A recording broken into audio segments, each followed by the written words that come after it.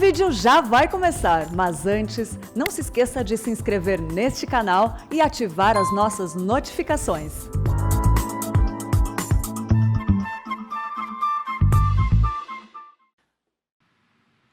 Gostaria de saudar a todos que estão nos acompanhando da sua casa para mais uma escola bíblica dominical da Igreja de Pinheiros. Gostaria de agradecer por todos aqueles que têm participado e enviado as suas mensagens pelo chat. Participe nesse momento. É um prazer para nós servi-los com a ministração da Palavra de Deus. Estamos no final do ano, somente 4 dias para um novo ano. E que ano que todos nós estamos enfrentando. A luta não acabou.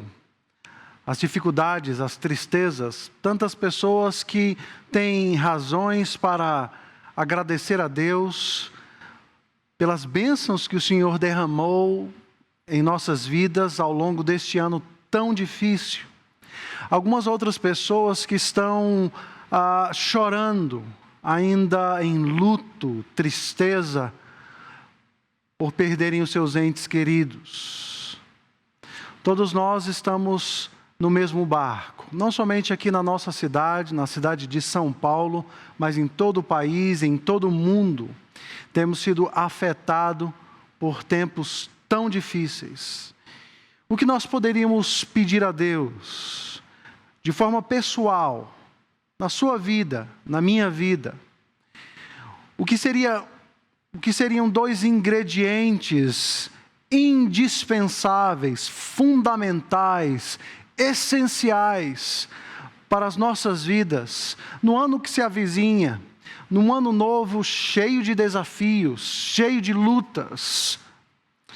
Talvez você já tenha ouvido aquela música, aquele adágio popular, aquela cantiga antiga que diz: muito dinheiro no bolso, saúde para dar e vender. Em algum momento, eu acredito que você já ouviu isso na sua vida. Pessoas desejando saúde, prosperidade. Mas, biblicamente, o que nós poderíamos almejar, buscar em tempos tão difíceis? Não são simplesmente nesses tempos de pandemia, mas também em qualquer momento. Para onde a Escritura nos leva? O que nós podemos, como cristãos, como cidadãos do reino, almejar e buscar e percorrer e caminhar para vivermos enquanto filhos de Deus? Nessa tarde eu gostaria de trazer uma mensagem, um estudo bíblico para você que está nos acompanhando. Uma mensagem de esperança, uma mensagem de encorajamento, uma mensagem de ânimo para você que está abatido. A Escritura Sagrada nos fornece recursos, uma mensagem celestial poderosa, capaz de transformar a perspectiva da sua vida, do seu olhar, da forma como você interpreta as coisas. Não simplesmente a sua perspectiva, mas o seu coração, a sua vida por completo. Portanto, nessa tarde eu gostaria que nós juntos pensássemos a respeito de santidade e de paz. Sermos santos, porque assim o Senhor Deus os criou para sermos e vivermos em santidade. E como filhos de Deus, vivendo em santidade, buscar paz, ou pacificação, ou sermos instrumentos da paz de Deus na terra em tempos tão difíceis. Mas o que significa ser um pacificador? O que significa ser alguém de coração puro, alguém de coração santo, alguém com mãos limpas diante de Deus? Este é o tema da nossa aula de hoje. Mas antes que nós comecemos a nossa aula, eu gostaria que você fechasse os seus olhos e nós oremos juntos, pedindo a Deus que use a sua palavra, poderosa palavra, para falar aos nossos corações nessa tarde. Oremos. Santo e eterno Deus, nós é com grande temor diante de Ti, ó Deus, que nós queremos nos aquietar e clamar e rogar do Senhor as Tuas bênçãos. Mas queremos Te pedir, ó Deus, de forma especial, que o Senhor cative as nossas mentes e corações ao longo dos próximos minutos, para que juntos possamos nos voltar para a Tua palavra, sabedoria do alto para as nossas vidas, para que nós possamos viver as nossas vidas num mundo caído com sabedoria do alto. Te pedimos, ó Deus, humildemente, que o Senhor fale conosco nesta tarde, através da Tua palavra, e nós oramos ao Senhor, no nome de Jesus. Amém. Portanto, vamos buscar na palavra de Deus estes dois ingredientes fundamentais, essenciais, para que nós possamos, não simplesmente nesse dia mau ou nesses dias maus, possamos avançar como filhos de Deus, mas também em qualquer outro momento. E eu gostaria de convidá-lo a abrir a sua Bíblia no Evangelho de Mateus, no capítulo 5, versículos 8 e 9. Evangelho de Mateus, capítulo 5, versículos 8 e 9. Esses dois pequenos versículos, então, serão o tema, ou nós extrairemos destes dois pequenos versículos estes ensinamentos para a nossa vida na tarde de hoje. A Escritura Sagrada diz: bem-aventurados os limpos de coração, porque verão a Deus. Bem-aventurados os pacificadores, porque serão chamados filhos de Deus. Bem-aventurados os limpos de coração, porque estes verão a Deus, e bem-aventurados os pacificadores, porque serão chamados filhos de Deus. Citamos dois pequenos versículos que fazem parte do Sermão do Monte. Cabe aqui uma pequena introdução, uma pequena e breve introdução a respeito do que significa este momento no ministério e na vida de Cristo. Os capítulos anteriores do Evangelho de Mateus e o Sermão do Monte, ele é repetido ali no Evangelho de Lucas, no capítulo 6. Lucas, no capítulo 6, versículos de 20 a 23, as bem-aventuranças. Então, diante deste evento do ministério de Cristo, nós podemos acessar ali os primeiros instantes, ou os primeiros eventos que antecedem o Sermão do Monte, que se estende do capítulo 5 até o capítulo 7 do Evangelho de Mateus. Jesus Cristo é batizado ali no capítulo 3 por João Batista. E dos céus podemos ouvir a voz do Pai que diz: eis que este é o meu Filho amado, em quem eu me agrado, em quem eu me comprazo. Depois de ser batizado, para que toda a lei fosse assim cumprida, o Espírito Santo desce sobre a pessoa de Jesus Cristo, e em todas as coisas, tudo o que Ele vai fazer, Ele o fará no poder do Espírito Santo. Jesus é o homem, Deus, que se esvaziou de sua glória, assumiu a forma humana, se encarnou, e em seu ministério, Ele será o homem cheio do Espírito Santo. E tudo o que Ele fará, o fará no poder do Espírito Santo de Deus, na dependência do Pai. Logo após o seu batismo, que não pode ser visto igualmente como o batismo de arrependimento de pecados, porque Ele jamais pecou. Ele foi tentado em todas as coisas, como diz o autor dos Hebreus, mas não conheceu o pecado, mas ele sabe o que é sofrer. Jesus então é levado ao deserto para ser tentado por Satanás, a antiga serpente. O segundo Adão, assim como se refere o apóstolo Paulo, está então diante de um confronto cósmico. O pacto das obras estabelecido por Deus no jardim do Éden, agora é reanimado ou reestruturado diante dos nossos olhos no deserto.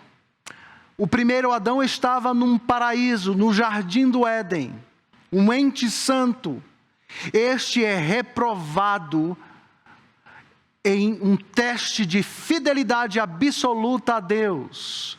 O segundo Adão, diferentemente do primeiro Adão, é levado a um deserto, um local hostil, para ser tentado pela mesma serpente que tentou o primeiro Adão. Mas o segundo Adão, diferentemente do primeiro Adão, passa no teste que lhe é colocado ali no deserto. E logo após ser tentado no deserto e ser então aprovado nessa tentação, ou seja, ele vence a tentação de Satanás, ele dá início ao seu ministério. E o início do seu ministério, ele começa a pregar o Evangelho. E aquilo que ele está pregando, está aí registrado no capítulo 4, versículo 17, que diz: daí em diante Jesus começou a pregar e a dizer: arrependam-se, porque está próximo o reino dos céus. Eis a mensagem do reino de Deus. O reino de Deus agora estava entre eles. Jesus Cristo, o Filho de Deus, volta a trazer a mensagem que foi pregada no Antigo Testamento ao povo, tanto ao seu povo como àqueles que não faziam parte do seu povo. Arrependam-se, pecadores, e creiam no Evangelho, creiam em Cristo Jesus, porque o reino de Deus é chegado diante de nós. O seu ministério então começa na Galileia. Jesus percorre a Galileia, ensinando nas sinagogas, pregando o evangelho do reino, curando todo tipo de enfermidades. Paraplégicos são curados, epiléticos, endemoniados são libertos. O reino de Deus está entre eles.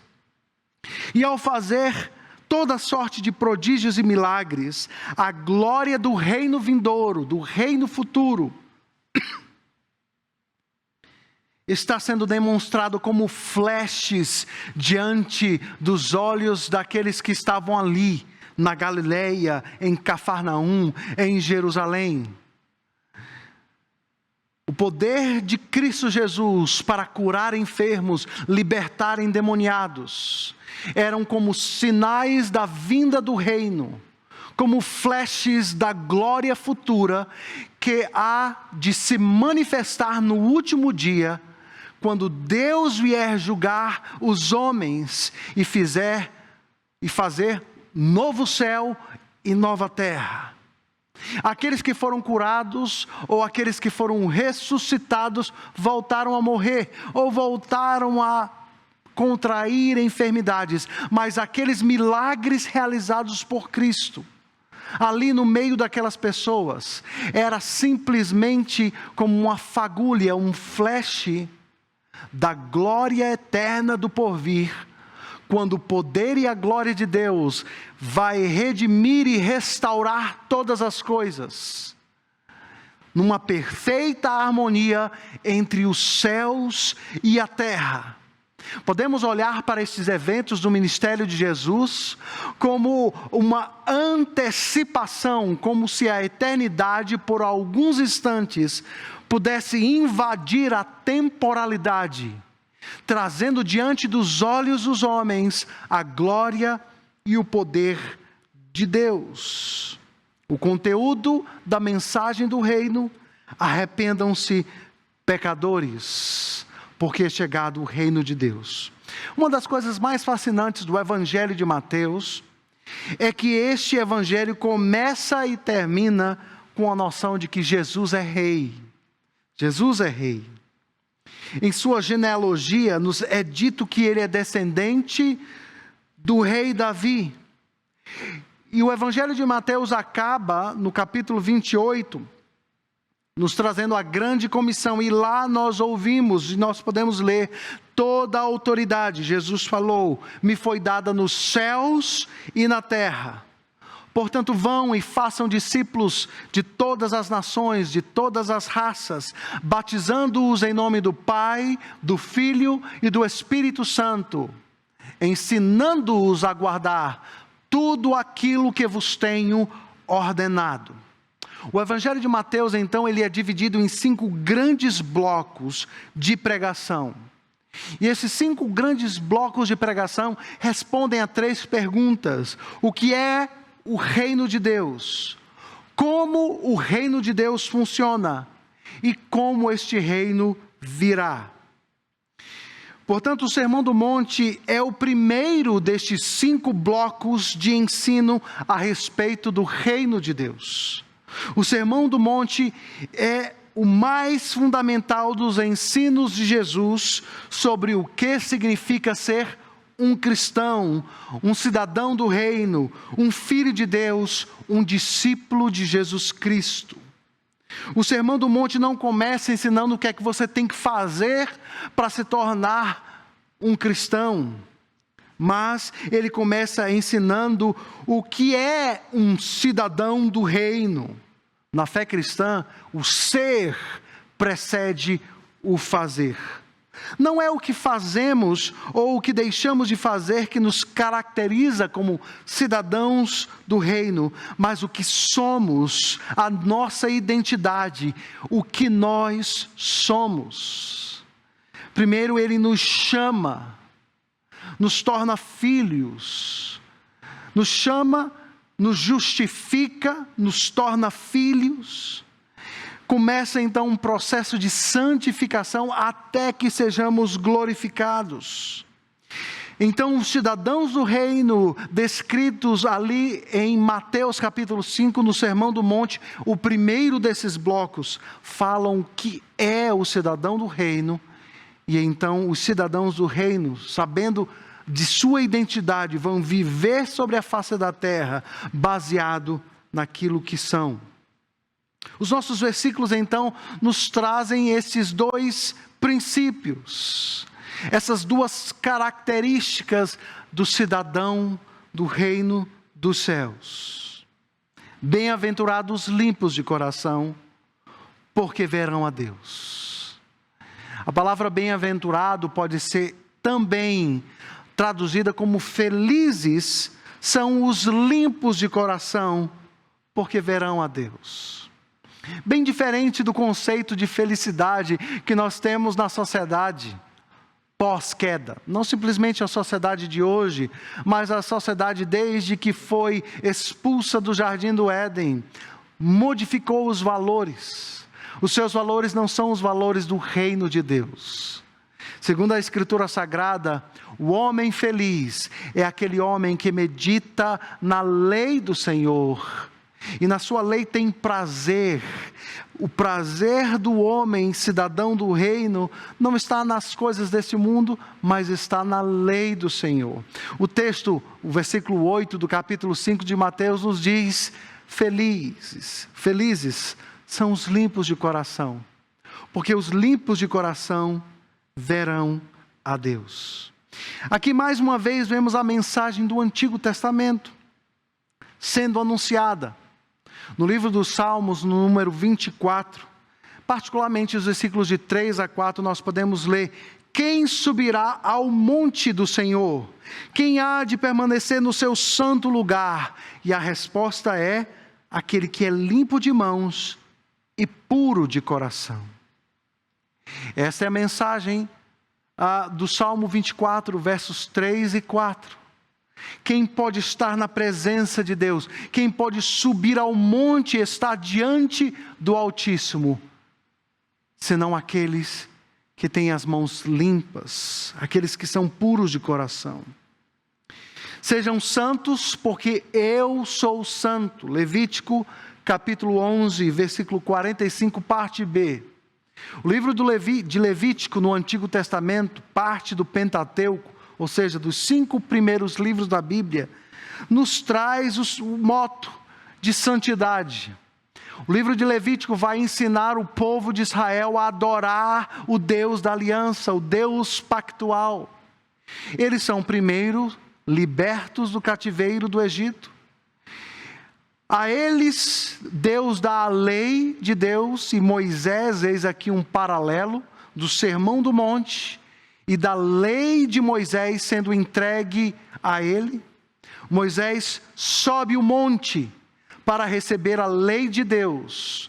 Depois ele desce o monte e ele vai ensinar a lei do Senhor para o seu povo, para que o seu povo, aquele que já foi adquirido por graça de Deus, possa conhecer mais a respeito do caráter santo e sublime deste Deus. Porque Deus chama homens, mas Ele não simplesmente os chama, Ele os santifica, Ele os resgata, os redime, os purifica, os salva dos seus pecados. Portanto, Moisés desce o monte e vai ensinar a lei do Senhor para o seu povo, para o povo de Deus.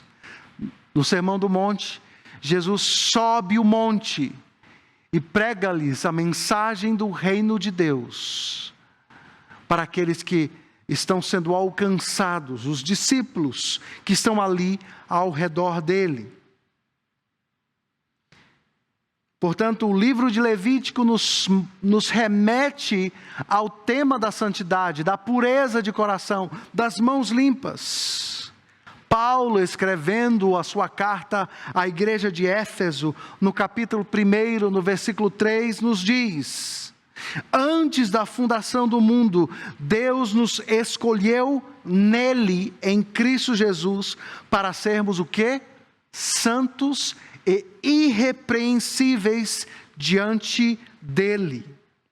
Santos e irrepreensíveis.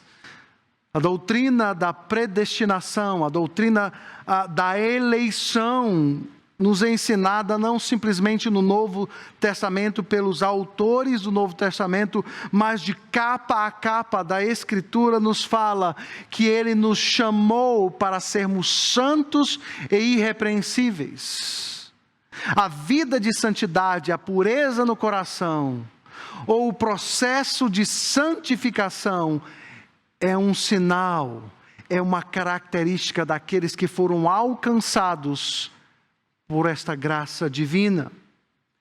O autor aos Hebreus, no capítulo 12, no versículo 14, une esses dois ingredientes, ou essas duas características, a saber, a paz e a santidade. Ele diz: procurem viver em paz com todos e busquem a santificação, sem a qual ninguém verá a Deus. É bem evidente e claro que o autor dos Hebreus está reverberando aqui o ensino do Antigo Testamento e também o ensino de Cristo no Sermão do Monte. Existe, no entanto, aqui uma tensão. Os teólogos bíblicos criaram uma expressão que ficou conhecida como o já, ou seja, uma realidade já ocorrida, e o ainda não, que é uma realidade que está em processo de finalização. E a ideia do já e o ainda não aplicado à vida de santidade é que nós fomos santificados em Cristo Jesus. Nós morremos na sua morte, nós ressuscitamos com Cristo e os nossos pecados foram lavados e perdoados por causa do derramamento do sangue do Cordeiro, da sua fidelidade e da sua justiça.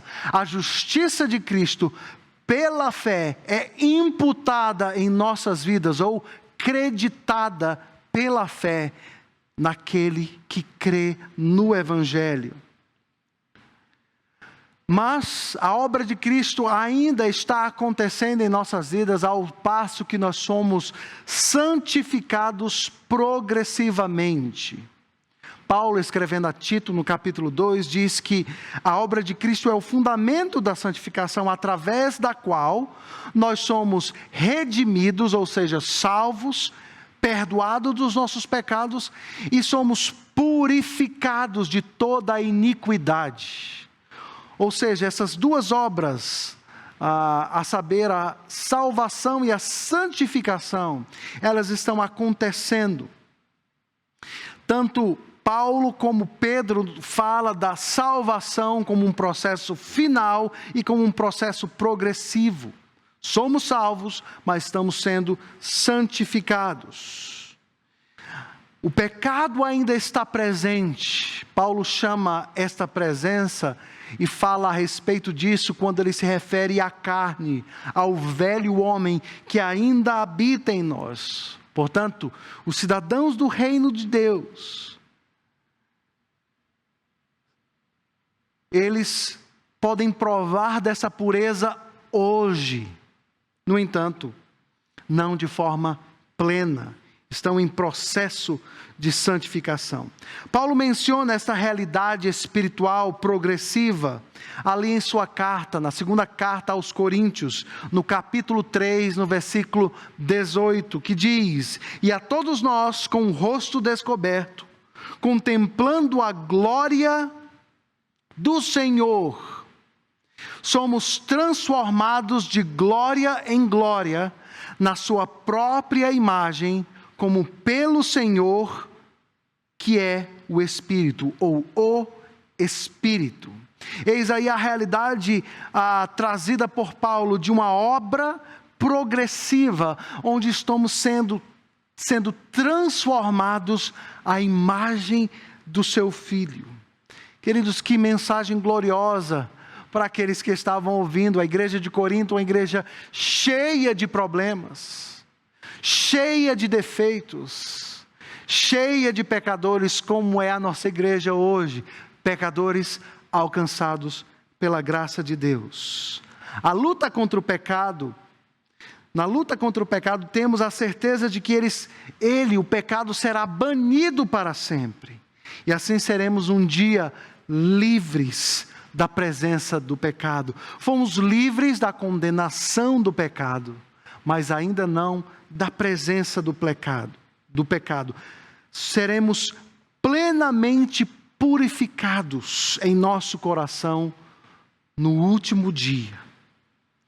Mas você já parou para imaginar o que significa uma vida livre de pecado? Livre de um sentimento de culpa, livre de desejos pecaminosos, ou sentimentos pecaminosos, ou pensamentos pecaminosos, ou inclinações pecaminosas. Você já parou para pensar em uma vida livre de toda a frustração e de todo o peso da culpa, da vergonha do pecado? Mas o melhor é que na consumação de todas as coisas, seremos livres, não simplesmente da culpa do pecado, mas de todos os efeitos do pecado na vida humana.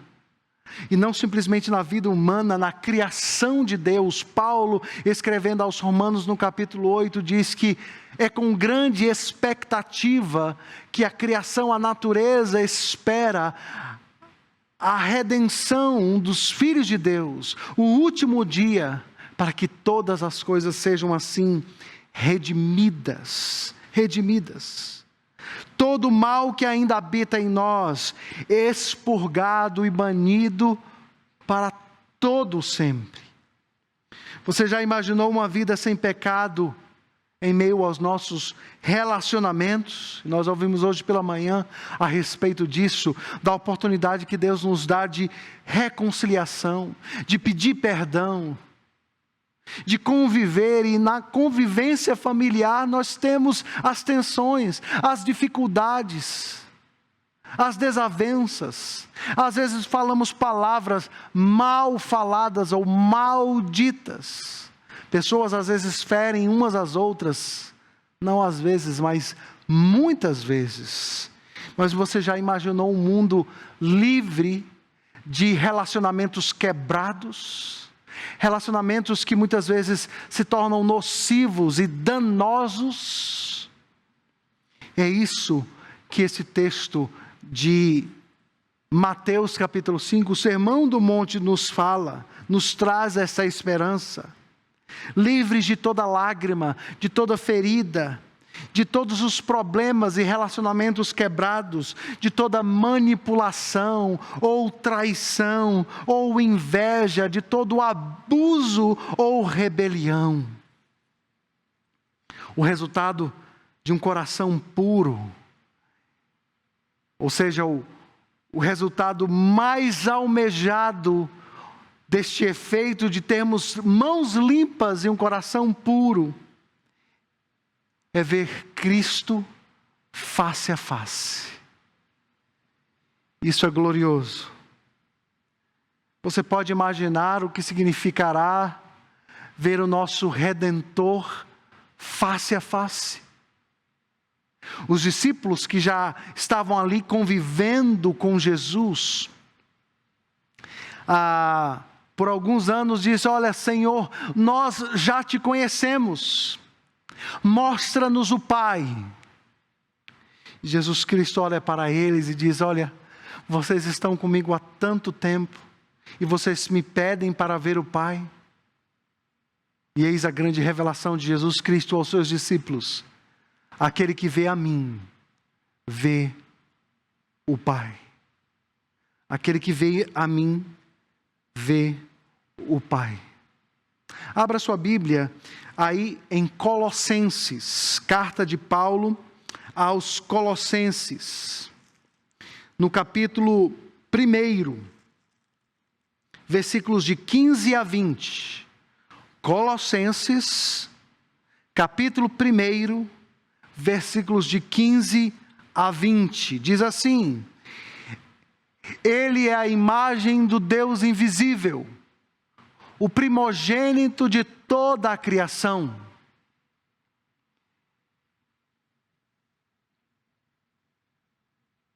Pois nele foram criadas todas as coisas, nos céus e sobre a terra, as visíveis e as invisíveis, sejam tronos, sejam soberanias, quer principados, quer potestades, tudo foi criado por meio dele e para ele. Ele é antes de todas as coisas, nele tudo subsiste. Versículo 18. Ele é a cabeça do corpo, da igreja. Ele é o princípio, o primogênito de entre os mortos, para em todas as coisas ter a primazia. Versículo 19. Porque aprouve a Deus que nele residisse toda a plenitude. Versículo 20. E que havendo feito a paz pelo sangue da sua cruz, por meio dele, reconciliasse consigo mesmo todas as coisas, quer sobre a terra, quer nos céus. Eis a obra de Jesus Cristo. Nele reside toda a plenitude da divindade. Aquele que não mediu esforços para lhe arrancar das garras de Satanás, será visto face a face por nós. Cada um de nós, remidos, resgatados. Este é o grande dia que todo aquele que é cidadão do reino almeja ver o seu Senhor, o seu Salvador, diante de si, face a face. Aquele que te tomou ou que te amou desde toda a eternidade. Não porque você era bonzinho, mas porque Ele decidiu te amar. A eleição é um ato soberano da sua vontade, Ele nos decidiu amar. Por quê? Eu não tenho como responder esta pergunta. Nós merecíamos a morte e o inferno, porque somos pecadores, indignos do seu perdão, mas Ele nos amou. Ele de fato te amou sendo você quem é.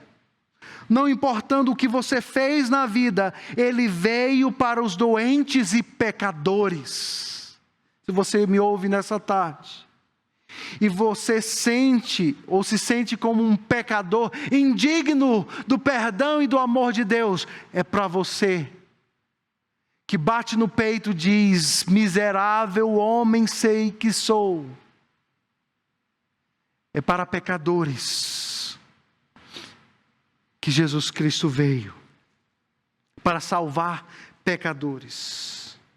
Ele te ama não baseado na sua posição social, não na cor da sua pele, na sua conta bancária ou no seu QI, no seu desempenho profissional, no seu sucesso, nos seus fracassos, feitos, poder ou fraqueza. Ele te ama baseado naquilo que Ele é. Deus nos amou de tal maneira que deu o seu Filho único para que todo aquele que nele crê não pereça, mas tenha a vida eterna. João capítulo 3, versículo 16. E esses homens e mulheres, puros de coração, são agentes para estabelecer a paz de Deus, sendo pacificadores. Portanto, os pacificadores são aqueles que são alcançados por esta graça, pela graça de Deus. Vivemos num mundo onde pureza, santidade, fazer o que é correto é pecado. Uma sociedade que inverteu completamente os valores. Vivemos no meio de uma cultura profundamente corrompida. Você sabe o que eu estou falando. Se você é um profissional e deseja fazer aquilo que é certo, o que é justo, o que é correto, você vai ser perseguido no seu trabalho. Seja você médico, enfermeiro, professor, advogado, pastor, seja quem você for ou o que você faz, você vai enfrentar a antítese, a tensão de um mundo que se ergue contra o conhecimento de Deus em rebelião. Vivemos numa sociedade onde as pessoas fazem aquilo que elas entendem que é correto.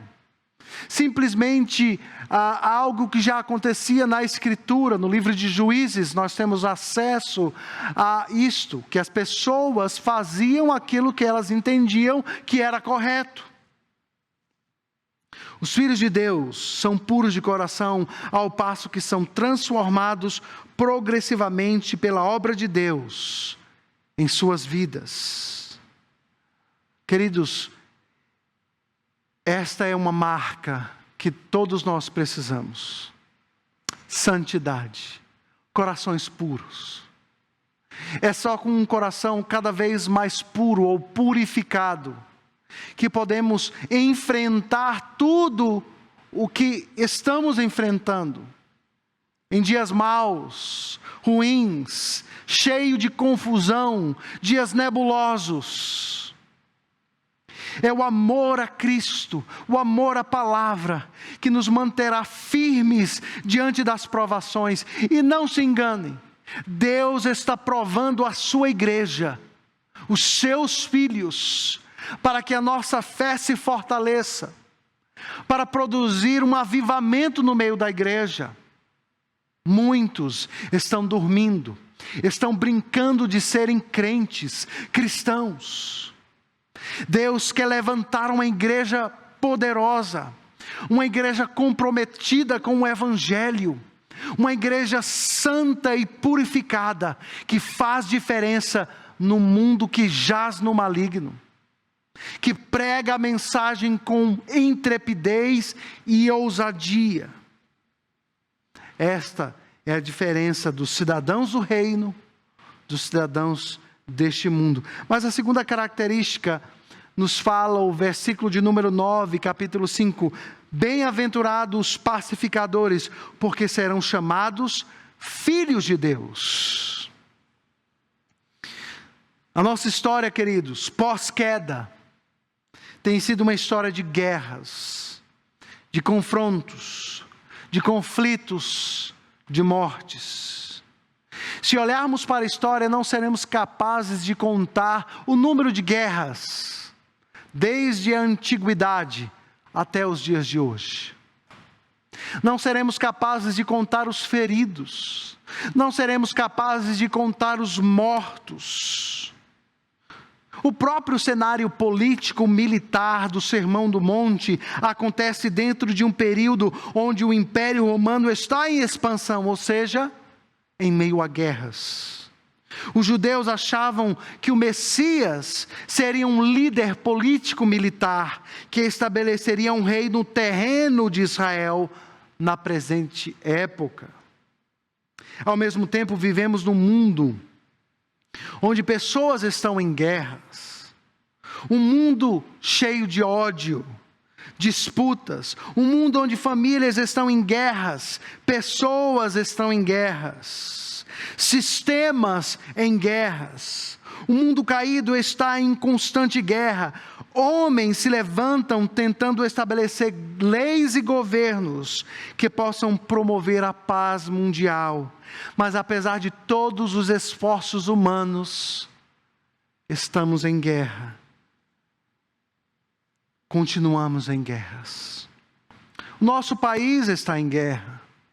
Antes mesmo de uma pandemia, nós matamos muito mais do que muitas guerras em outros países. A violência urbana é uma guerra acontecendo diante dos nossos olhos.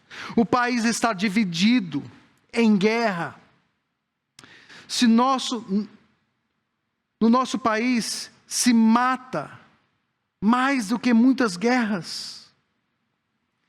No entanto, queridos, existe uma guerra invisível aos olhos humanos, aos olhos dos homens. Uma guerra que está por trás de todas as outras guerras que acontecem sobre a face da terra. Essa guerra se processa no coração do homem. Uma guerra contra Deus que começou lá no Éden. Um problema central capaz de desencadear todos os outros problemas sobre a face da terra.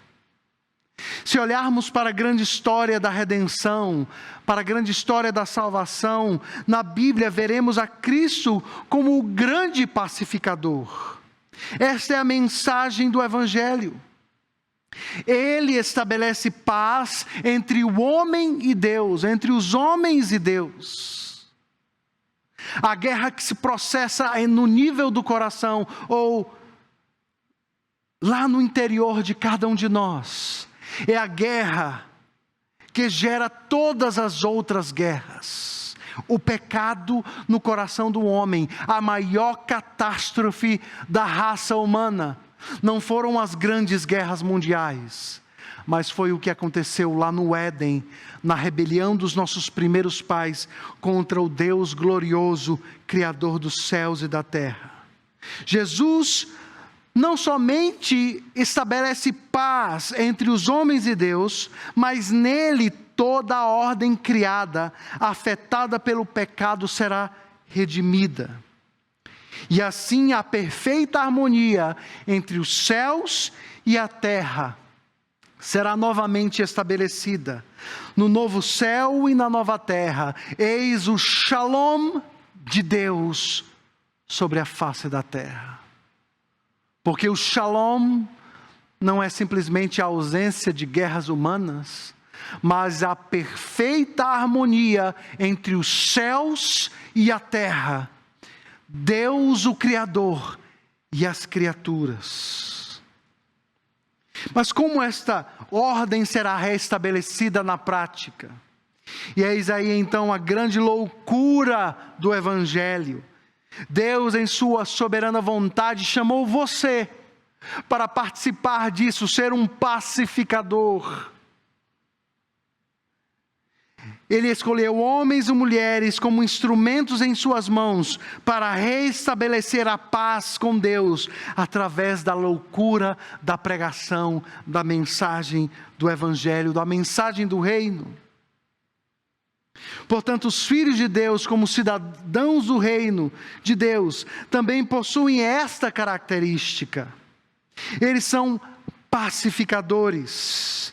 Eles refletem o caráter do seu Pai Celestial, promovendo como instrumentos o shalom de Deus, tanto no nível interno como no nível externo. Nós, como filhos de Deus, somos filhos da paz, fazedores da paz. Bem-aventurados os pacificadores, porque estes serão chamados filhos de Deus. Ao passo que nós pregamos a mensagem do reino, estamos trazendo a paz, o shalom de Deus,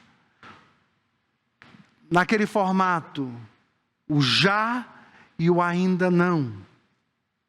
Os cidadãos do reino agregam, eles não jogam lenha na fogueira, eles não fomentam discórdias, facções, rixas, divisões, mas os cidadãos do reino promovem a paz em todos os níveis. No final de contas, queridos, o Sermão do Monte está descrevendo com todas essas características a Jesus. Ele é o primogênito de entre os mortos, como diz Paulo escrevendo aos Colossenses. O primeiro a morrer e ressuscitar e a ser glorificado. E Ele está reinando pelos séculos dos séculos. O reinado invisível de Cristo se torna visível a cada dia quando a mensagem do reino avança sobre a face da terra. Ele é aquele que chora, ele é humilde e manso de coração, ele tem fome e sede de justiça. Isso é o que significa tornar-se como Jesus. Ele é o abençoado de Deus e através dele nós experimentamos bênção espiritual. Como eu posso viver como um cidadão do reino? O que eu tenho que fazer para alcançar este nível de vida? Eu não tenho recursos para viver dessa forma, nenhum de nós. Essas características não são alcançadas pelo nosso próprio esforço, mas por uma obra sobrenatural do Espírito no coração do homem. Aqueles puros de coração que verão a Deus e os pacificadores que serão chamados filhos de Deus, são obra de Deus, do alto céus, na direção do homem. O esforço humano não pode produzir o cidadão do reino de Deus, a não ser a obra do Espírito Santo de Deus na minha vida e na sua vida. Essa mensagem nos dá a oportunidade de arrependimento, de se dobrar diante da autoridade de Cristo, de confessar os nossos pecados, de reconhecer as nossas falhas e abraçar o Evangelho da graça, o Evangelho que diz: arrependei-vos, pecadores, e creiam no Evangelho, e creiam em Jesus Cristo, o Filho de Deus. Essas são as duas características do cidadão do reino dos céus. E você que nos ouve e talvez não tenha certeza de que é um cidadão do reino, você pode se tornar um cidadão do reino hoje mesmo. Hoje mesmo. A palavra de Deus fala que aquele que se arrepender dos seus pecados, confessá-los diante de Deus e crer em Jesus Cristo, este será salvo. Portanto, diante desta mensagem, você pode ser alcançado. Você pode ser transformado pelo poder da presença de Cristo, pelo poder do Evangelho. Eu gostaria de orar por você nesse instante. Onde quer que você esteja, se você já é um cidadão do reino, mas a sua vida tem estado num estado de dormência, talvez você esteja brincando de evangelho, acorde nesse dia. Os puros de coração verão a Deus, os pacificadores serão chamados filhos de Deus, instrumentos nas mãos do Redentor. Você que não conhece o evangelho, a mensagem da cruz, que olha para a sua vida e simplesmente não vê sentido ou significado. Você não vê sentido e significado na sua vida, porque você precisa de Jesus, o Filho de Deus, que veio para salvar pecadores, homens falhos. Dobre o seu joelho, feche os seus olhos, entregue a sua vida a Cristo. Oremos nesse instante. Pai amado, Deus eterno, nós te agradecemos pela mensagem do reino de Deus, que chega ao nosso coração, aos nossos ouvidos no dia de hoje. Te pedimos que o Senhor toque os corações, transforme as vidas. Todos aqueles que nos acompanham, onde quer que eles estejam, fala, Senhor, e toca e quebranta os corações. Eu sei, ó Deus, que essa mensagem é poderosa e é instrumento do Espírito para transformar a homens e mulheres, para alcançar o perdido. Aquele que estava cego espiritualmente pode ter a visão da glória de Deus nesta noite. Ó Deus, acorda a tua igreja, aqueles que estão dormindo. Produz um verdadeiro avivamento no nosso meio. Essa é a minha oração, eu a faço no nome de Jesus Cristo, teu Filho amado. Amém. Que Deus lhe abençoe profundamente, tenha um ano de 2021 abençoado e até a nossa próxima escola dominical, no dia 3 de janeiro, no próximo domingo. Deus muito o abençoe.